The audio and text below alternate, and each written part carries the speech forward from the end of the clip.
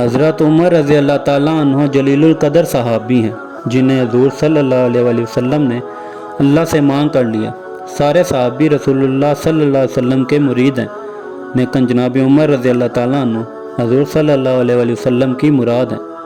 39 لوگ جب اسلام لا چکے، 39ویں شخص حضرت امیر حمزہ رضی اللہ تعالیٰ عنہ تھے۔ ان کا مان لانا مسلمانوں کے لیے بہت بڑا حوصلے کا سبب بنا، تو میرے حضور نے ہاتھ اٹھا لیا، کہا اے اللہ، ایک شعر دیا ہے امیر حمزہ، ایک شعر اور عطا کر دے، اب تیری مرضی، عمر بن خطاب دے دے یا عمر بن حشام دے دے۔ حضور دعائیں مانگ رہے ہیں اور یہ ہاتھ میں تلوار لیے غیظ و غضب سے بھرے ہوئے گھر سے نکلتے ہیں کہ بانی اسلام کا چراغ بجھا دینا ہے۔ راستے میں ایک صاحب ملے اور کہا عمر، تیور کوئی اچھے نہیں لگتے، خیر تو ہے، کدھر جا رہے ہو؟ کہا چراغ اسلام بجھانے جا رہا ہوں، یہ روز کا مسئلہ ختم ہونے لگا ہے میرے ہاتھوں سے۔ تو مسکرا کر بولے گھر کی خبر تو لو۔ کہا میرے گھر کو کیا ہوا؟ کہا تمہاری بہن فاطمہ بھی نوکر بن گئی۔ رسول اللہ صلی اللہ علیہ وسلم کی غصے سے بھرے ہوئے اپنی بہن کے گھر کا رخ کرتے ہیں۔ اندر سے قرآن پڑھنے کی آواز آ رہی تھی۔ غصہ اور بڑھ جاتا ہے، دروازے کو زور زور سے کھٹکھٹاتے ہیں۔ اہل خانہ سمجھ گئے کہ ماجرا کیا ہے، گرجدار آواز آئی۔ جناب عمر نے کہا دروازہ کھولو جلدی سے۔ معلب کو چھپا دیا اور بہن نے آگے بڑھ کر دروازہ کھولا۔ کہا تم صابی ہو گئی ہو، دین چھوڑ دیا ہے تم نے، بتوں کی وفا ترک کر دی اور بے تحاشا مارنا شروع کیا۔ بہن کا سر پھٹ جاتا ہے، خون بہنے لگتا ہے اور یہ مارتے چلے جا رہے ہیں۔ فاطمہ بنت خطاب بولی عمر تم خطاب کے بیٹے ہو، سنو میں بھی خطاب کی بیٹی ہوں، جو ظلم اور جبر کرنا ہے کرو، میں محمد عربی کا دامن نہیں چھوڑوں گی۔ سوچنے میں مجبور ہو جاتے ہیں یہ کون سی طاقت ہے جس نے بجلیاں بھر دی ہیں اس کے اندر۔ کہا جو تم پڑھ رہے تھے مجھے بھی سنا سکتی ہو؟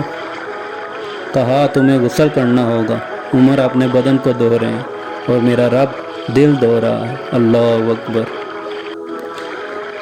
اتنے میں معلب بھی قرآن لے کر آ جاتے ہیں اور قرآن کی تلاوت ہونے لگتی ہے۔ طٰہٰ مَا أَنزَلْنَا عَلَيْكَ الْقُرْآنَ لِتَشْقَىٰ، اے 14ویں رات کے محبوب، ہم نے قرآن اس لیے تو نازل نہیں کیا تھا کہ تم مشقت میں پڑ جاؤ۔ بےتاب ہو گئے، عمر کی عمر برباد ہو گئی، مجھے لے چلو حضور کی چوکھٹ پہ، تلوار حمائل کی ہے۔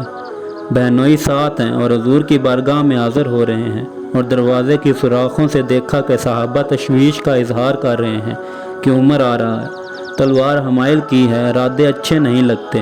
جناب امیر حمزہ نے کہا دروازہ کھولو، اچھی نیت سے آیا ہے تو استقبال کریں گے، نیت اچھی نہیں ہے تو اس کی تلوار سے اس کی گردن کاٹ دیں گے۔ حضور کے سامنے جا کر بیٹھ گئے، گلے میں کپڑا ڈالا تو حضور نے پکڑ کر کہا عمر ابھی وقت نہیں آیا کہ تم اسلام لے آؤ؟ یہی وقت تھا عمر کا اسلام لانے کا۔ لبوں پہ کلمہ جاری ہو گیا، اللہ اکبر کی صدائیں اس زور سے گونجی کہ مکے کی گلیاں گونج اٹھی۔ اسلام لانے کے بعد حضور سے پوچھتے ہیں کہ ہم حق پہ نہیں ہیں؟ فرمایا ہم حق پہ ہیں۔ اللہ کا دین سچا نہیں ہے؟ فرمایا دین سچا ہے۔ کہا آپ اللہ کے سچے نبی نہیں ہیں؟ فرمایا اللہ کا سچا نبی ہوں۔ تو کہا ہم چھپ کر عبادت کیوں کرتے ہیں؟ تو اب مسلمانوں کی دو صفیں بنی، ایک صف کی قیادت امیر حمزہ کرتے ہیں، دوسرے صف کے آگے آگے عمر بن خطاب چلتے ہیں اور حضور درمیان میں ہیں، اور یہ ملکوتی قافلہ سین حرم میں آ کے اعلانیہ عبادت کرتا ہے۔ عبداللہ بن مسعود رضی اللہ تعالیٰ عنہ فرماتے ہیں عمر کا اسلام لانا اسلام کے لیے عزت کا سبب بنا، اسلام کی وقار کی علامت بنا۔ ایک ایک دروازے پہ جا کر دروازہ کھٹکھٹا کر کہتے ہیں وہ تو اور خبر سننے کے لیے بے چین تھے کہ بانی اسلام کی زندگی کا چراغ بجھانے گیا تھا کہ کوئی خبر لایا ہوگا۔ وہ کہتے ہیں آؤ عمر، کدھر آئے ہو؟ کہ تمہیں بتانے آیا ہوں کہ کمزوروں سے پنجہ آزمائی کرتے رہے ہو، آؤ میرے سے بات کرو، میں محمد عربی کا نوکر بن گیا ہوں۔ میرے حضور نے فرمایا جب اچھے لوگوں کا ذکر کرو تو میرے عمر کا بھی ذکر کیا کرو، میرے عمر کی زبان پر حق بولتا ہے، سچ بولتا ہے، عمر کے سائے کو دیکھ کر شیطان بھاگ جاتا ہے۔ اللہ اکبر۔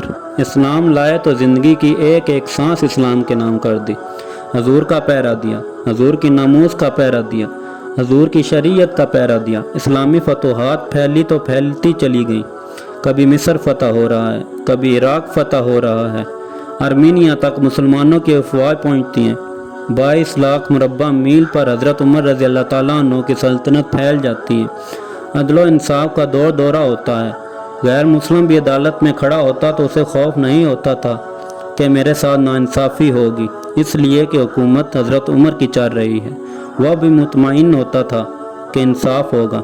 حضرت سیدنا عمر رضی اللہ تعالیٰ عنہ اپنا طرز زندگی اور اپنا انداز معاشرت اتنا سادہ اور اتنا خوبصورت رکھا تھا کہ اس کے مطابق تمام گورنروں کو ڈھالنے کی تلقین کی۔ آپ جب بھی کسی شخص کو بطور گورنر کا تعین کرتے تو اس کو یہ نصیحتیں کرتے کہ گھوڑے پہ سوار نہیں ہونا اور باریک کپڑا نہیں پہننا، ان چھنے آٹے کی روٹیاں کھانی ہیں، کوئی دروازہ نہیں لگانا ہے تاکہ کوئی تم تک آنا چاہے تو ڈائریکٹ تم تک آ جائے۔ اللہ اکبر۔ جب کسی کو متعین کیا جاتا تو اس کی جائیدادیں لکھ دی جاتی کہ اس کے پاس کتنی جائیداد ہے اور وہ سب اپنے پاس رکھتے۔ اللہ اکبر۔ یہ کیسا تھا کہ کوئی گورنر بول نہیں سکتا تھا، اس لیے کہ عمر اپنی بدوباش اور طرز زندگی ایسا تھا۔ مال غنیمت میں بہت ساری چادریں آئیں جو سب میں تقسیم کر دی گئیں۔ خطبہ جمعہ دینے کے لیے آئے تو ایک شخص کھڑا ہو گیا، عمر خطبہ بعد میں دینا، پہلے یہ بتائیں کہ یہ تم نے قمیض پہنی ہے، یہ کہاں سے آئی ہے؟ مال غنیمت کے اندر جو چادریں آئی ہیں سب کے حصے میں ایک ایک آئی ہے۔ آپ دراز قد کے ہیں، ایک چادر سے قمیض نہیں سل سکتی، تو آپ کی قمیض کہاں سے آئی ہے؟ پہلے اس سوال کا جواب دیجئے، پھر خطبہ سنیں گے۔ اللہ اکبر۔ آپ کے بیٹے کھڑے ہوتے ہیں، کہا ایک چادر سے میرے باپ کی قمیض نہیں بنتی تھی، اپنے حصے کی چادر بھی اپنے باپ کو پیش کر دی۔ اس نے کہا اب سناؤ، ہم سنتے ہیں۔ یہ ہے حضرت عمر رضی اللہ تعالیٰ عنہ کی اپنی ذاتی زندگی۔ ایاز بن غنم کے بارے میں یہ پتہ چلتا ہے کہ موٹے کپڑے نہیں پہنتے، باریک کپڑے پہنتے ہیں۔ اس نے گھر کے آگے چوکیدار بھی رکھا ہوا ہے۔ حضرت عمر رضی اللہ تعالیٰ عنہ محمد بن مسلمہ کو بھیجتے ہیں، محمد بن مسلمہ جاتے ہیں اور جا کر انہیں ایسا ہی پاتے ہیں، انہیں جا کر گرفتار کر کے آ جاتے ہیں اور حضرت عمر کے دربار میں پیش کرتے ہیں۔ چھڑی اس کے ہاتھ میں دے کر فرماتے ہیں تم جا کر بکریاں چرایا کرو، تم گورنر کے لائق نہیں۔ ایک گورنر کو بکریاں چرانے پہ لگا دیتے ہیں، اس لیے تم نے ان اصولوں سے، ان ضابطوں سے اسراف کیا ہے جو ایک سلطنت کے ذمہ دار کے لیے لازم اور ضروری ہے۔ دور موجود کے حکمرانوں کو چاہیے وہ عرب کے حکمران ہو چاہے وہ عجب کے حکمران ہو، اگر وہ اسلام کا نام لیتے ہیں انہیں اپنے اعمال کا جائزہ لینا ہوگا، وہ کہاں کھڑے ہیں۔